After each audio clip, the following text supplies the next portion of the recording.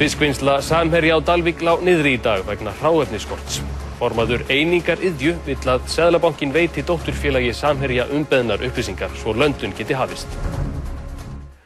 Formaður Einingar Iðju vill að Seðlabankinn upplýsi dótturfélag Samherja í Þýskalandi hvaða lögbrot félagið sé grunað Það sé brýnt svo það geti endurskoðað ákvörðun sína að hætta löndun í fiskvinnslu Samherja á Dalvík, en 100 starfsmenn hennar voru heima í dag sökum hráefnisskorts.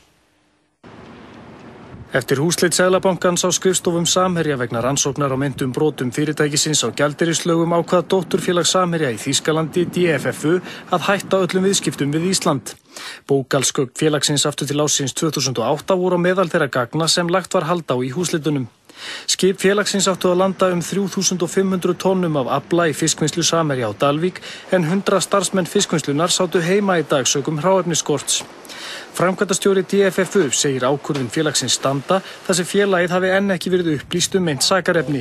Upplýsingar þar hafi ekki verið í gögnum sem Seðlabankinn afhenti Samherja í síðustu viku. Það taka menn sínar ákvarðanir, en það sem mér finnst verst við það að hvort sem það Seðlabankinn eða Samherji eða einhver annar, að þannig fólk sem hefur afkomu sína af þessu fiskvinnslu, að það lendir þarna á milli og það finnst mér vont. Björn hefur skilning á afstöðu DFFU og vill að Seðlabankinn upplýsi fyrirtækið hvaða lögbrot það sé grunað Ef það vantar einhver upplýsingar, akkur ekki að koma þeim þá á framfæri, og ef menn fá upplýsingarnar og taka ekki ákvörðun, þá það þeirra að axla þá ábyrgð. En mér finnst að það þurfa að leysa þetta mál, þannig að sé ekki fleiri hundruð manns sem raunverulega missa stóran hluta af þeim vinnu.